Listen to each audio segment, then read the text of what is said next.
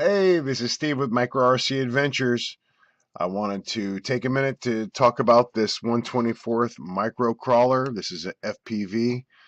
It doesn't come like this, as most of you know. I'd like to start the video by thanking Steve from Shen RC for all the information and wonderful video content that he produces on his channel, Shen RC. And he covers this vehicle more than anybody else on YouTube.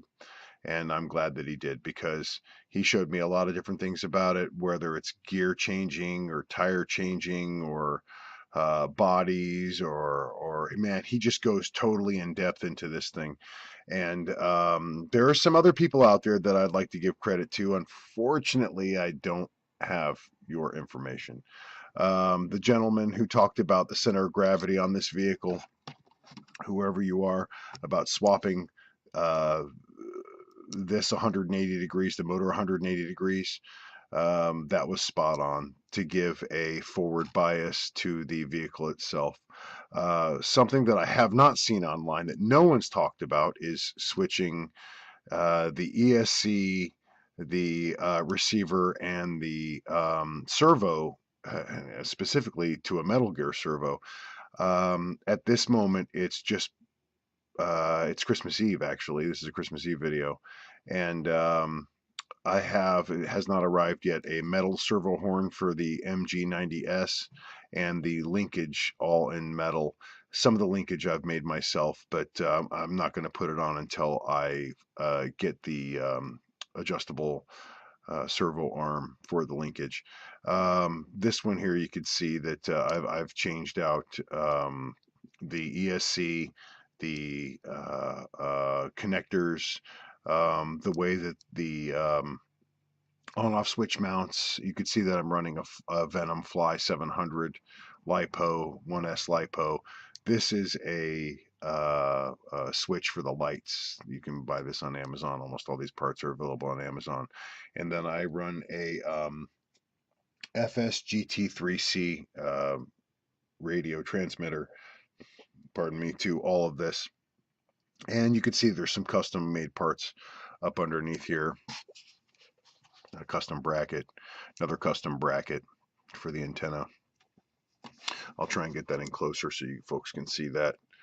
This is capturing the receiver all around here, so it doesn't even have to be glued. It doesn't have to be VHB'd or anything. You can remove it anytime you want with two screws, one here, and one in here. And this is the connection for the switch. You could see that all of the 3-channel receiver ports are filled up. This is for the FPV. I haven't gotten into the body for it yet. Let's see. This is the standard, Chinese 20 amp brushed ESC, and so far I have 5 of these, and I have them in 5 different vehicles, and they all work fantastic. So I'm not going to be switching to anything else when it comes to these vehicles. This is a 050 motor. A lot of people don't talk about that. They don't mention that in any of their videos of what type of motor this is. This is a 050 brushed motor. There are some other options to get different motors, and so far from what I can tell, and I have not tested, but so far from what I can tell, this is the best motor running here. The capacitors will burn out from time to time. I've been through a couple motors so far. I'm running stock shocks still. I found some oil-filled shocks that are on the way. We'll see what happens with that. Don't know that they're going to fit or line up properly. I did put in some brass spacers into the shocks on these, on the front and the rear,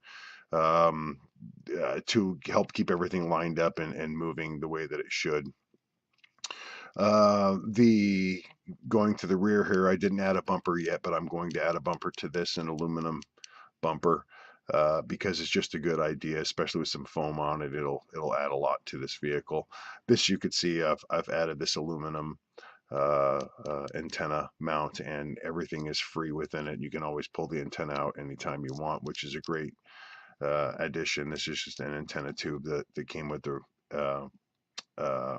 Fly Sky receivers that I just cut down, and then of course it just comes through and is willy-nilly, and just keep it shaped the way you want. That way anything, you can't really get caught on anything, as you can see.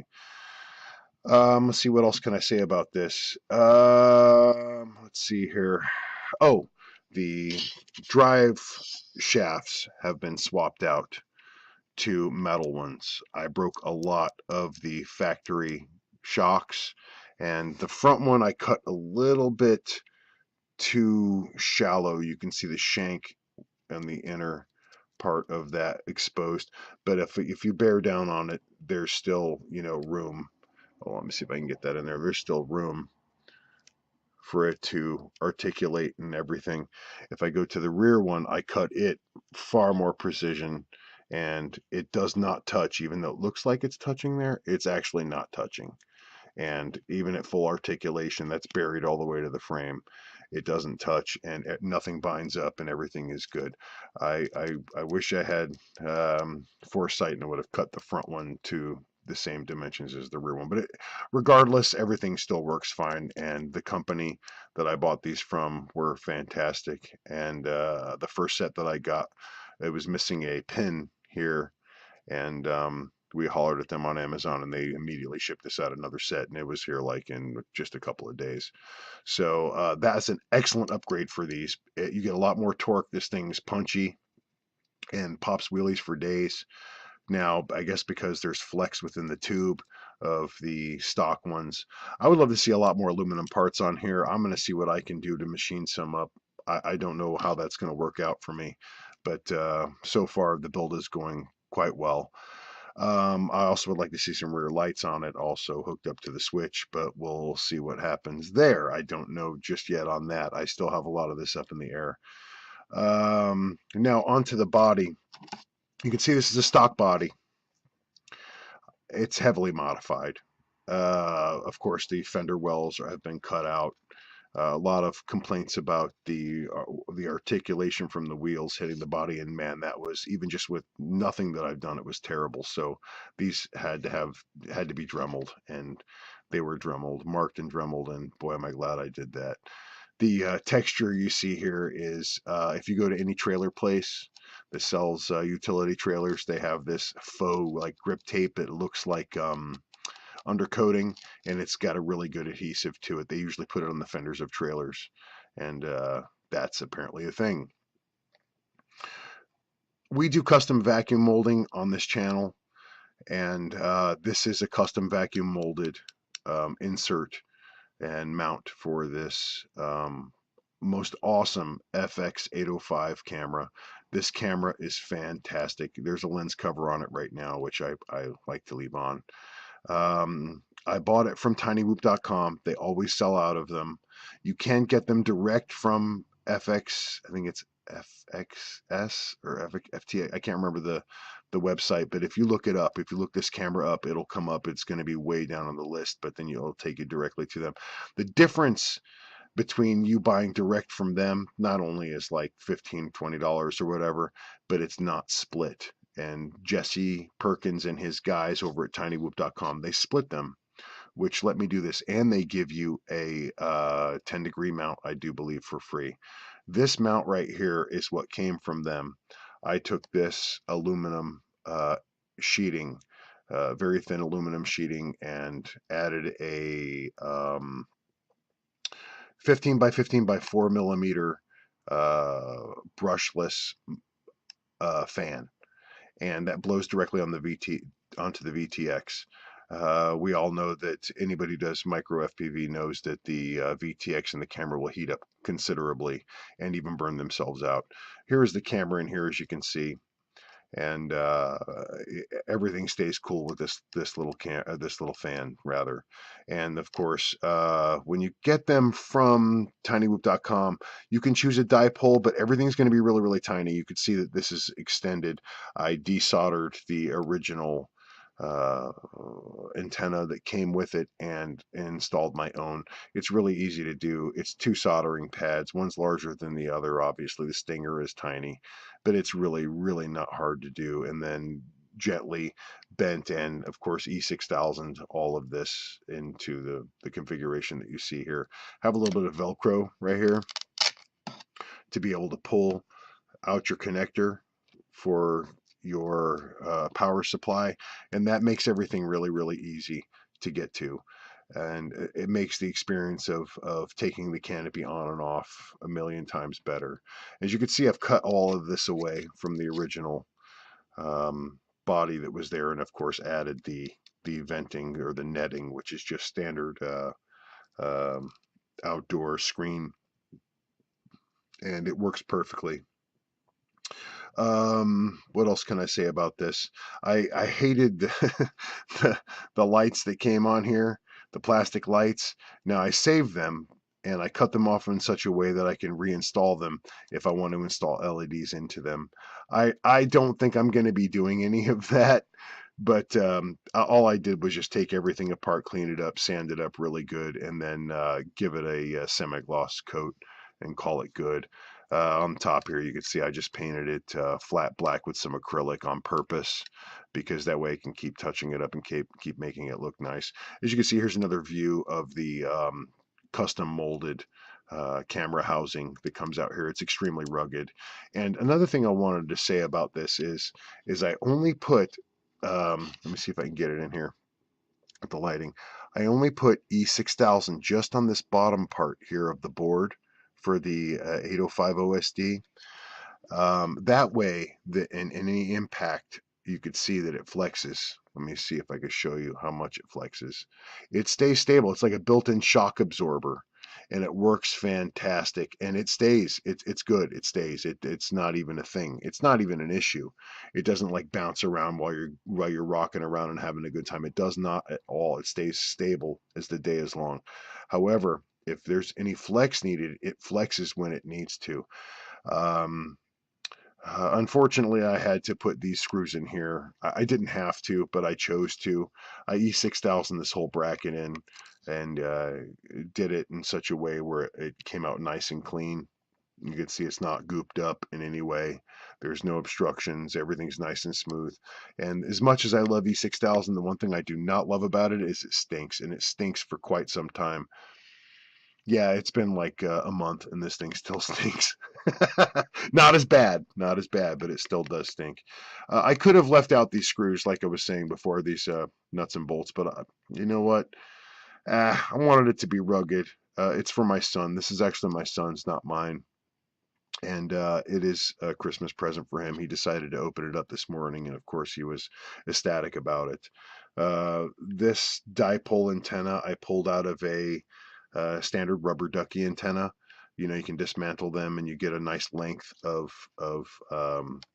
lead to it, and that's exactly what that is right there. You can see that, and then I glued it to some foam, and it was 3M foam. I put the 3M foam down and then put it on, lined everything up, and then E6000 that real nice with no goops, and it worked out just fine. I'm very happy with this. The fan is extremely quiet. You almost don't even know that it's on. The ESC, this whole new configuration, in my opinion, is way better than stock. Besides the fact that you can use, you know, whatever radio you want, which this is the one that I use, which is a cheapo. This is probably one of the best radios. I'll have to do a different review on this, but those of you who know what this is, you know what this is. This is the deal. And all of my land vehicles are definitely going to be run on this thing. We have 2 of them right now. We're going to definitely end up with 4 of them, and yeah, they're awesome. So why have anything else? For the I guess for the end of the video, I dropped you know, the body posts, gave it a little bit of a lean for the camera. When you put this on, I guess I can plug it in real quick. I have a second to plug it in. Yeah, the battery's done. Okay. Let me go ahead and plug it in real quick. All right, let me turn it on. And then you can see in here the cool FX805 camera.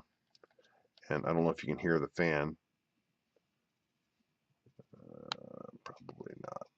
but you could see in there, and that's how awesome that is.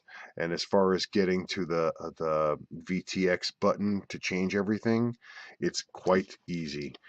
When you get your hand up in there, it's right over here on the side, and you can change everything that you need to. Oh, let me see if I can get in there.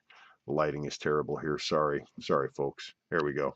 The button is right up in here and easy to press. So it's not even like anything's obstructed. Nothing's obstructed in this vehicle, and that's what was the main goal for my son, to try and make everything is accommodating and easy to access all the things that you need to access. The battery change, as you could see, is easy without, you don't have to take the body off. All that nonsense is gone. As far as, let me fire up the transmitter here. Oh wait, no. Oh wait, here we go.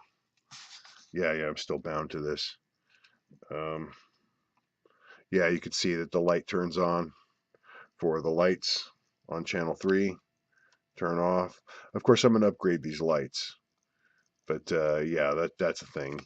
You can hear how smooth the battery is, only in storage mode, so yeah, it's on the low side, but you can hear how quiet that Metal Gear servo is. And nothing's trimmed up. This is all still in its preliminary stages. Yeah, let me show you the drive shafts. Let me see if you can see the custom drive shafts. They work really good. Those metal drive shafts are awesome. So that's really about it for this one. Yeah, I'm turning on and off the lights again. God, I love that. That's so cool. It's so cool being able to turn on and off your lights. Anyway, so yeah, that's it. The RTG Adventurer. It's a really cool little vehicle. Those of you who bought it know this is not like something new. You know what I mean? This has been out for at least a year that I know of. It needs more custom parts. Steve from Shen RC told me the other day, he said, you know, it's a shame that they made this vehicle as nice as they did, and there's no support for hop-ups and upgrades for it. And you know what? They're right, because they would have soaked my wallet. And I'm glad that they didn't, because I'd just be happy to make my own, and Steve will make our own, and you know what? They don't have to soak our wallet. We can keep everything cheap. Anyway, thank you all for watching the video. I hope there was some insight there. If you have any questions, please hit me up. I'll be happy to reply. I'm also on Facebook. Hit me up on Facebook and at Micro RTG Adventures. And yeah, I'll be happy to answer any questions and take any feedback. If you don't like the video, that's fine. Let me know why you don't like the video. If you do like the video, you know, maybe consider liking and subscribing. That's all cool. Or, you know, do whatever you're going to do.